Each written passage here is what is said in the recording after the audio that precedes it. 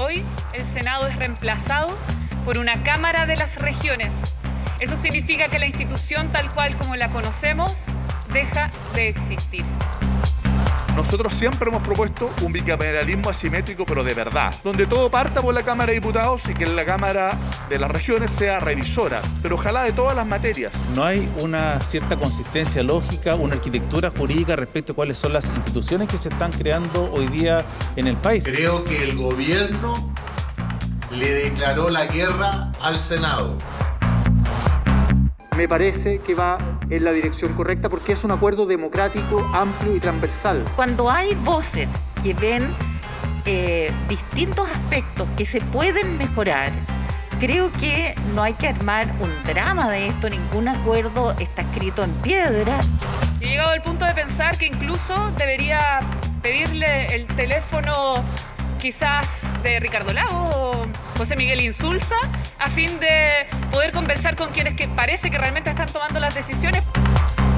La influencia indebida de Ricardo Lagos, que intenta erigirse como el rostro del rechazo, se ha dejado sentir con mucha fuerza. La agenda está muy cargada, no hay tiempo que perder. Presentamos a nuestros invitados y invitadas que son convencionales, políticos, en fin. De inmediato, Beatriz Sánchez, muy buenas noches, gracias por estar aquí. Buenas noches, muchas gracias. Hola, ¿cómo están? Natalia Piergentili, presidenta del PP, convencional Beatriz, ustedes lo saben. Natalia Piergentili, presidenta del PPD, buenas noches, gracias por estar aquí. Y Natalia González del Instituto de Libertad y Desarrollo, gracias por estar aquí esta noche. Gracias, Matías. Bernardo Fontaine, también convencional. Gracias, Bernardo, por estar aquí. Hola, ¿cómo están? Encantado, gracias. Bueno, no sé si estaban escuchando ustedes al ministro Jackson, me imagino que sí. Y partamos de inmediato con la posta del tema. El ministro Jackson ha dicho que presentan mañana una reforma constitucional para garantizar la inexpropiabilidad y la heredabilidad de los fondos de los chilenos. ¿Queda conforme usted con eso? Mira, yo creo que esta es una demanda muy fuerte de la población, ¿no es cierto? Más del 80% de las personas están pidiendo eso en las encuestas. Hubo la iniciativa Como Mi Plata No, que fue la por lejos más firma y que ya lleva como 75.000 hoy día. El ministro dijo que hubo una trampilla y no lo dijo así él. No hay ninguna que había trampa. presentado todo el proyecto previsional completo y abajo la no expropiabilidad. No, yo creo que él no está informado porque no hay ningún artículo transitorio, no hay nada abajo. Yo creo que él no está informado. Tiene razón el Yo creo ministro. que lo que... ministro? No tiene razón el ministro. Lo que decía Como Mi Plata No era que 4 cosas. Decía que tenía que haber una pensión básica universal, que tenían que igualarse las pensiones de los hombres con las mujeres, que tenían que ser propiedad de los trabajadores, los ahorros previsionales y que tienen que elegir administrador. Pero bueno, independiente de eso hay otras iniciativas que tienen distintas cosas. Pero lo que a mí no me gustó de lo que dijo el ministro... Me disculpe un segundo, Bernardo, vamos a ir con usted, se lo prometo, pero es que Beatriz dice que que usted no tiene razón, usted también vio el texto, Beatriz. Exactamente, y de hecho es bueno decirlo. Efectivamente, esa iniciativa, que es una iniciativa popular, que con Mi Plata No, era muy atractivo el titular, ¿no? Y tiene harta firma, efectivamente. Por un lado, sí, decía que eran inexpropiables los fondos que tenemos en nuestras pensiones hoy día, pero lo otro que sí decía, y es bueno decirlo y recordarlo, y que por eso se rechaza, es que mantenía un sistema previsional de capitalización individual. O sea, cerraba la discusión respecto a lo que buscamos, que es un sistema real de seguridad social en pensiones, si ese es el problema que existe en Chile. Por eso se rechaza. Entonces, cuando se dice que solamente se rechaza porque no se quiere la expropiación, Entiendo, Beatriz, usted dice no es decir se todo rechaza completo. porque mantienen la capitalización individual. El ministro acaba de decir que en el proyecto que ellos tienen y en su proyecto de gobierno se mantiene la capitalización individual, el ahorro de las personas, no en las FP, pero sí se mantiene. ¿Ustedes quisieran que eso se terminara? Es que son cosas ¿Ir a reparto? No, es que lo que pasa es que siempre va a haber un aporte de las personas. O sea, eso hay que dejarlo establecido. En todas partes del mundo existe.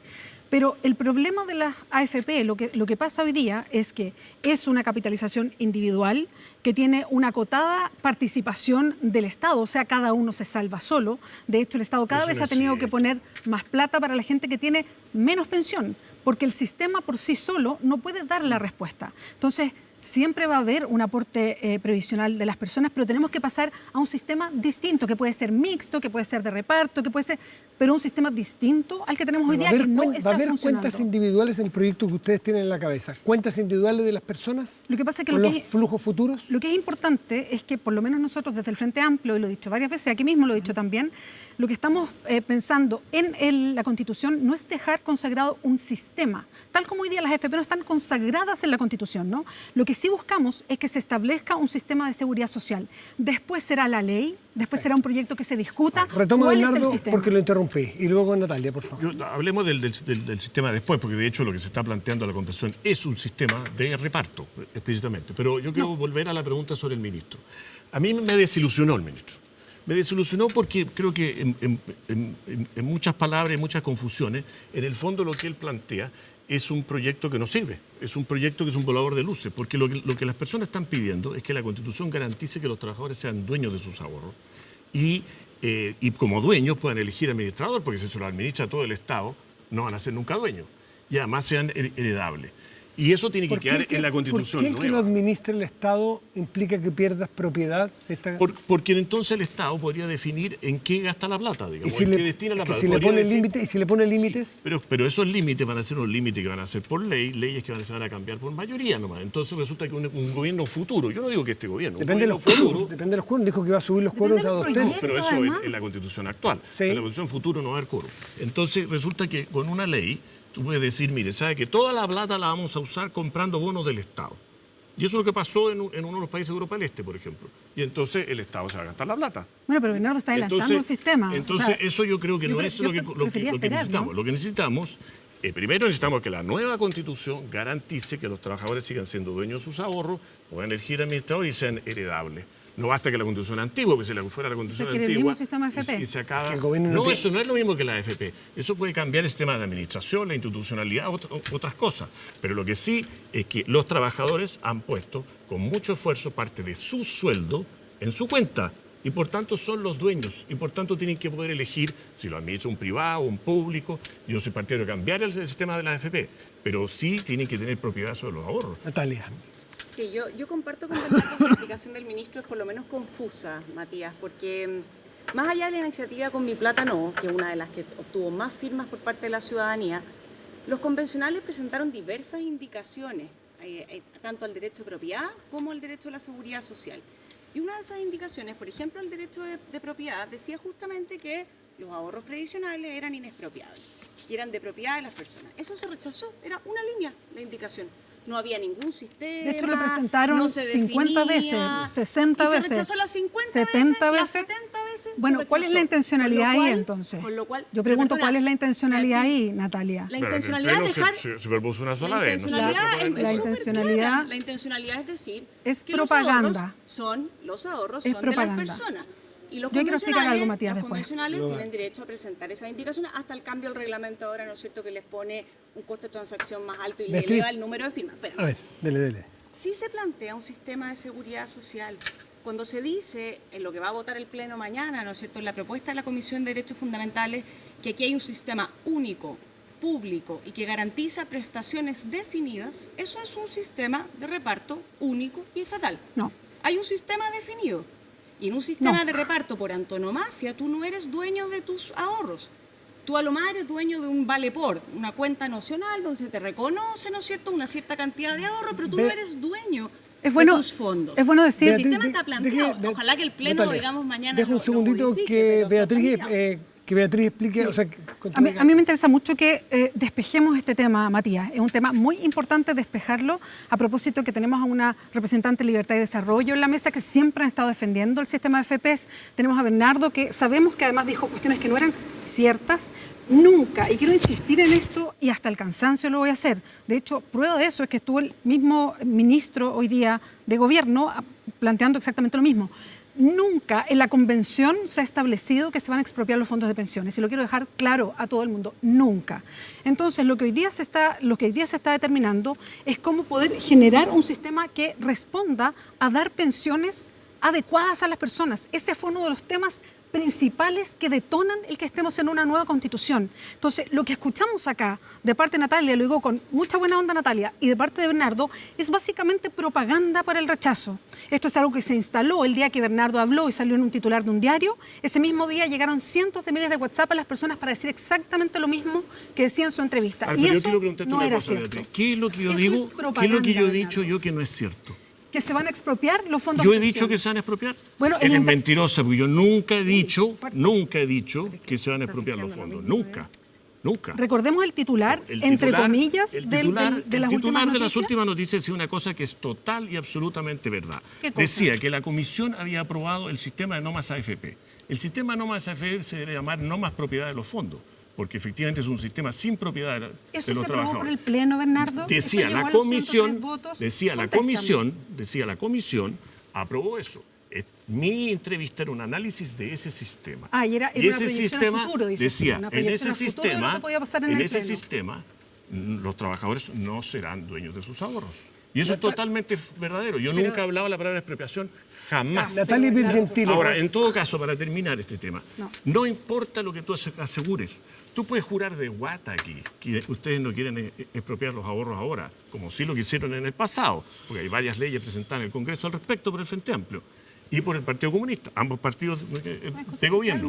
Pero eso no importa, porque lo que no podemos garantizar ninguno de nosotros es qué va a pasar a futuro, a menos que esté escrito en la Constitución. Por eso yo he insistido tanto en el Pleno que escribamos en la Constitución, porque eso obliga a este gobierno y a cualquier gobierno futuro. Eso es propaganda para el rechazo que estás haciendo tú, que lo has dicho varias veces. Me parece muy lamentable. Pero si yo no he hablado de rechazo, nada. No se puede comentar el trabajo de las comisiones. Hay que esperar al Pleno para comentar. Quiero preguntarle... una norma, que diga... Pero tú vas a garantizar que en 10 años más eso no va a pasar. Bueno, yo espero que la misma Constitución esté vigente. Bueno, entonces la Constitución tiene que decirlo. La Constitución tiene que decirlo clarito para que quedemos protegidos.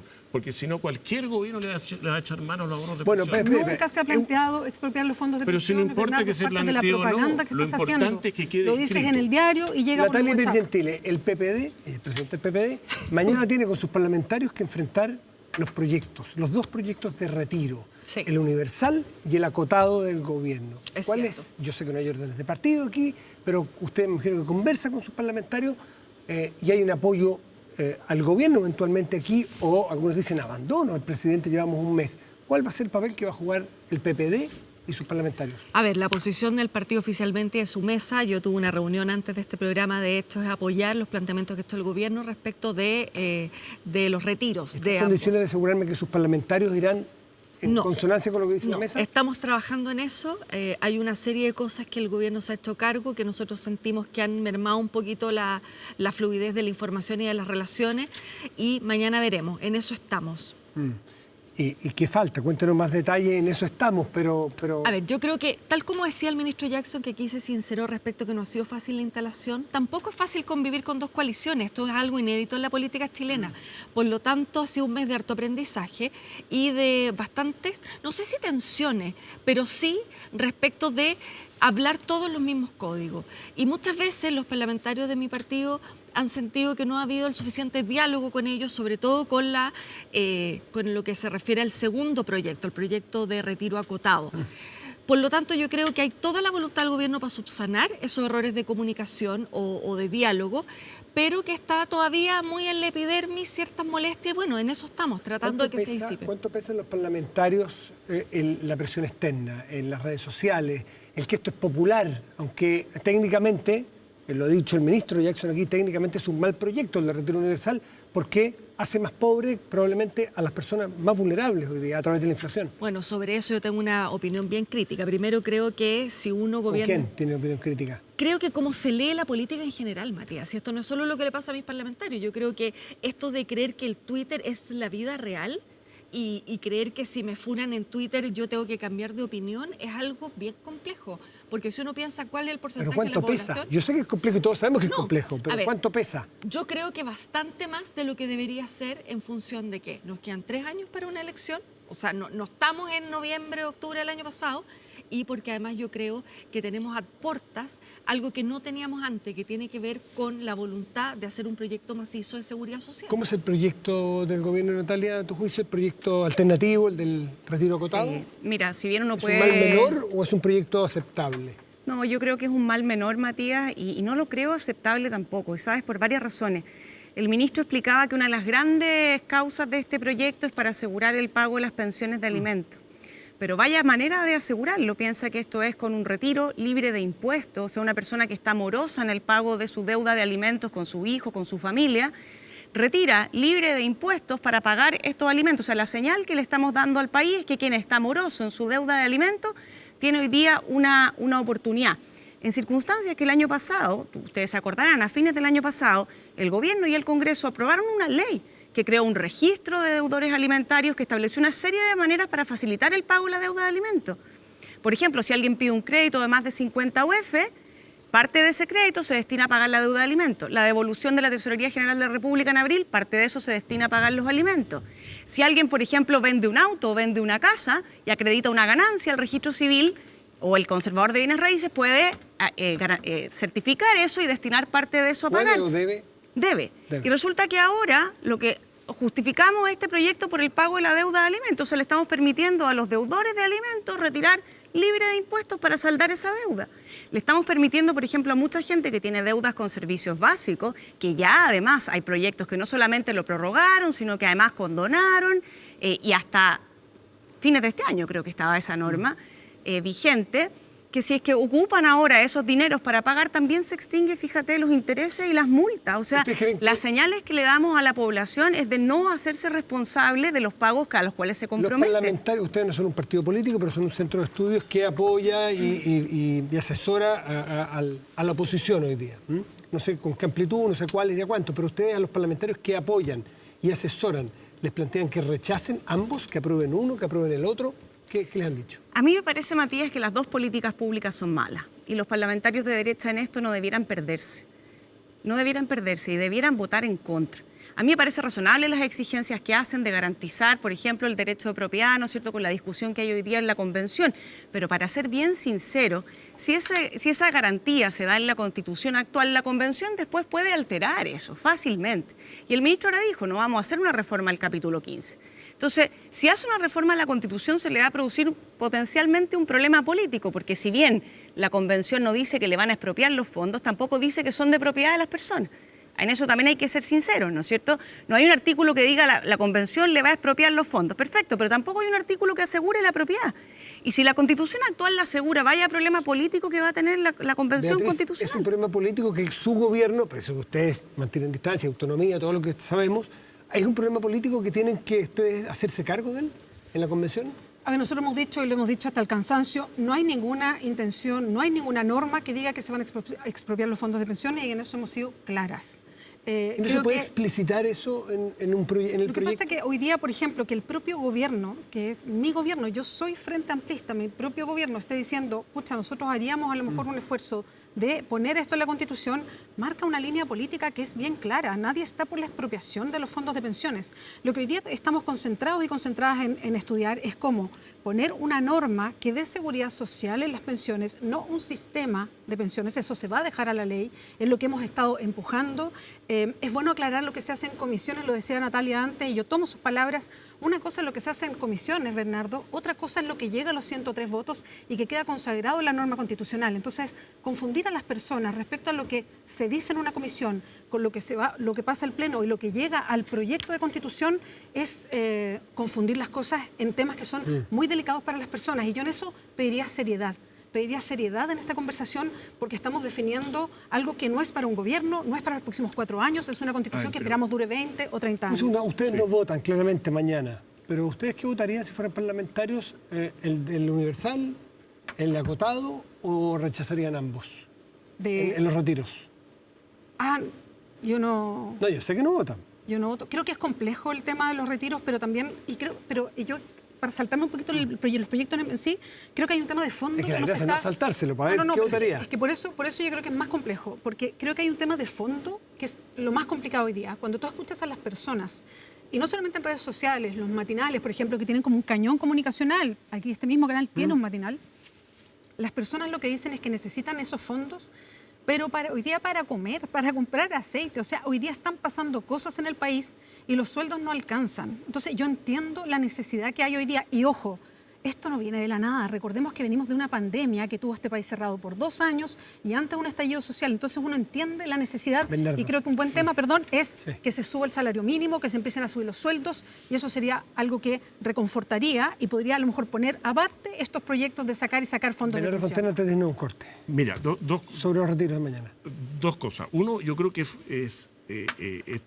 yo creo que necesitamos, Beatriz, ponernos de acuerdo. Necesitamos ponernos de acuerdo en que esas leyes, ¿no? Pues, Bernardo, necesitamos ponernos de acuerdo que los fondos de los trabajadores son de los trabajadores, son de su propiedad. Totalmente y eso de acuerdo. tenemos que ponerlo en la Constitución, Totalmente de no por acuerdo. nosotros, tenemos que ponerlo porque a futuro cualquier gobierno le puede echar el guante. Y eso es lo que tenemos que evitar. Y eso yo, lo único que he hecho es invitarlos a todos a reflexionar sobre eso. No, has hecho y a más que generar eso. Has dicho cosas que no son ciertas. Lo que a mí no me resulta explicable, por qué Beatriz Sánchez, por ejemplo, en el Pleno, votó en contra de poner en la Constitución que los trabajadores son dueños de sus ahorros. Porque recién vamos a hablar de pensiones, lo vamos a votar en el Pleno el martes. Pero lo Antes votaste en estábamos contra. hablando de Entonces, derechos civiles y yo no políticos. entiendo eso. Y no tenía Ahora, nada que vamos a los no tenía retiros. nada que ver con los Vamos a los- retiros. Breve, por favor, tengo Muy un corto porque hay muchos otros Yo temas. creo que lo que hay que tener cuidado es que el gobierno está diciendo que este retiro acotado No afecta la inflación. No afecta la inflación. Eso es falso. Eso es falso. ¿Por qué? Porque resulta que al final la plata es fungible, ¿no es cierto? Una persona va a recibir plata para pagar una deuda, pero la plata con la cual iba a pagar esa deuda ya no lo va a usar en pagar la deuda, porque va a usar el retiro. ¿Y qué va a hacer con esa plata? Comprar. Entonces mucha gente va a comprar con la plata, en definitiva con la plata del retiro. Entonces todo esto es una especie de cortina de humo, digamos. Resulta que si hay retiro, va a haber más plata. Si hay más plata, va a haber más inflación. Y eso va a Sube perjudicar el precio del aceite, precisamente que es Vamos las personas que están una perjudicadas por el pausa aceite. con Van a nuestra votar mesa que en contra, está ¿o no? muy interesante, muy dinámica, pero hay otros temas de la convención. Pausa y volvemos aquí en Estado Nacional.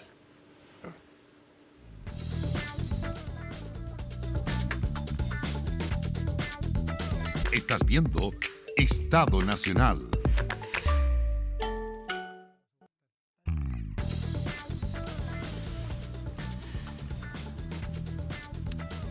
De vuelta al Estado Nacional. Los temas de la convención propiamente vienen semanas muy álgidas, con muchas votaciones en pleno.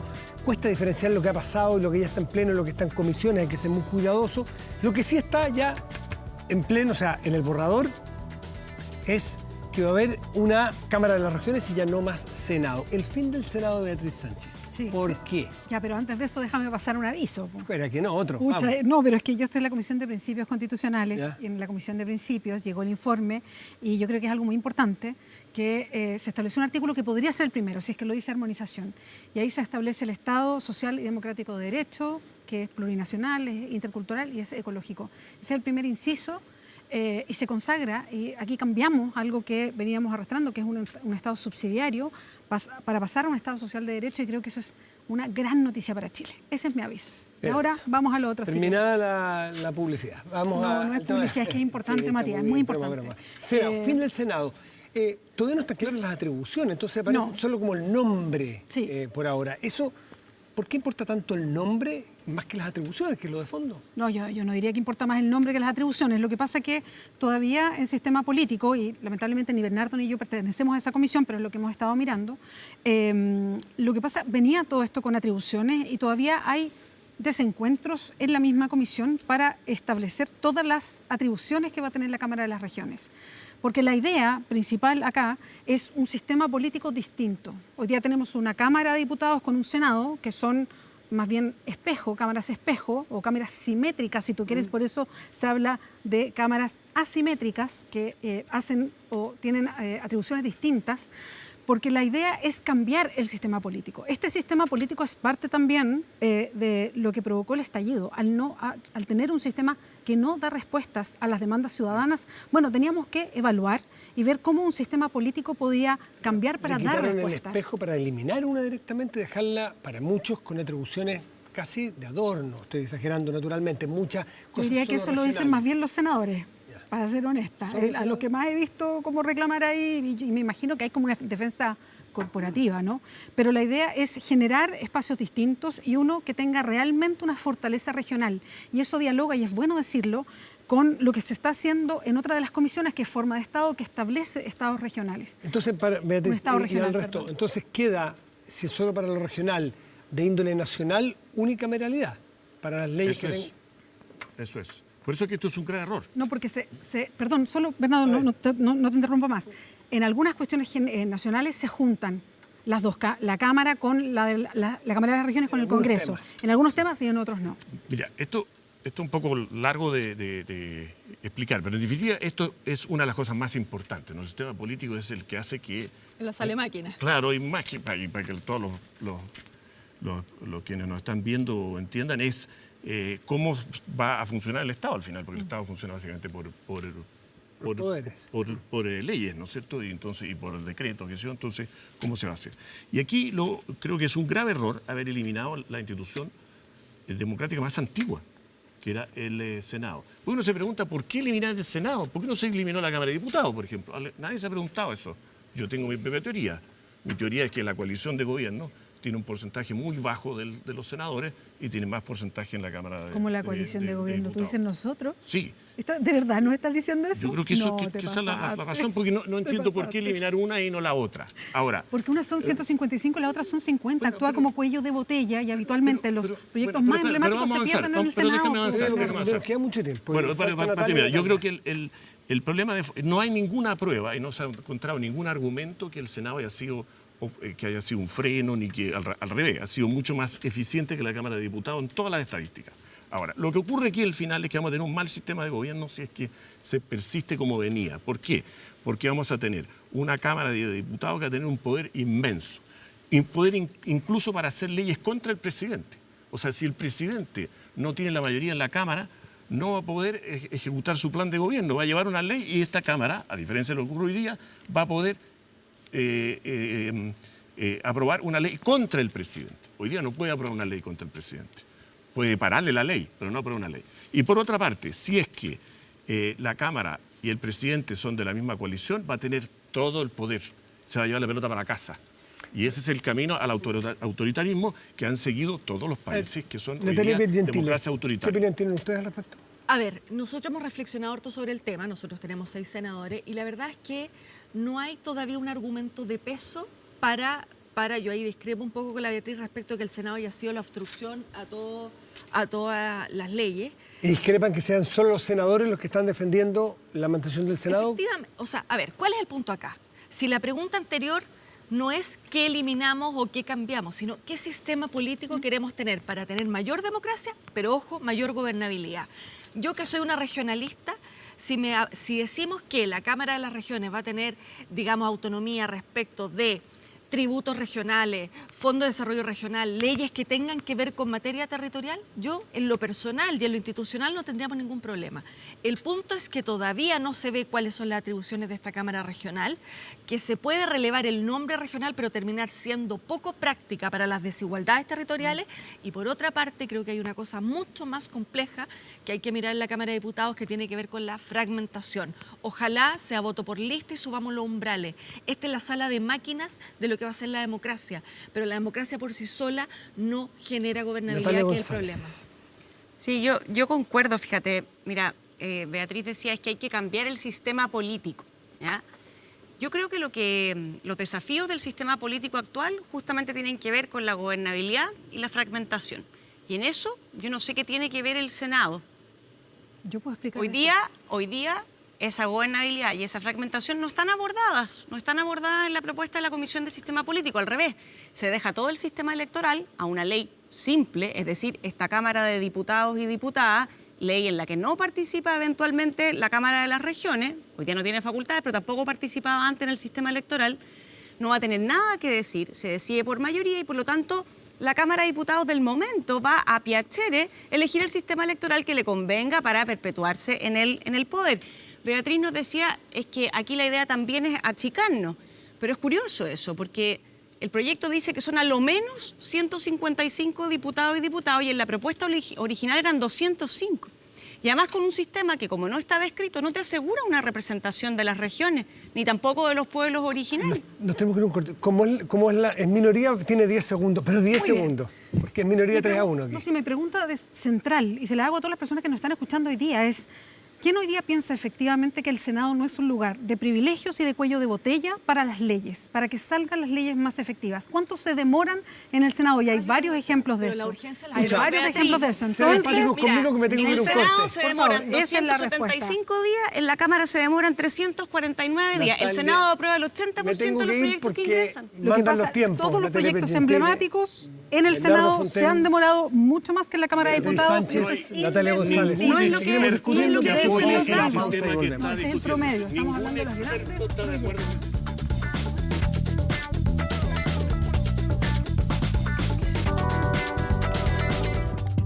Ya volvemos con Estado Nacional,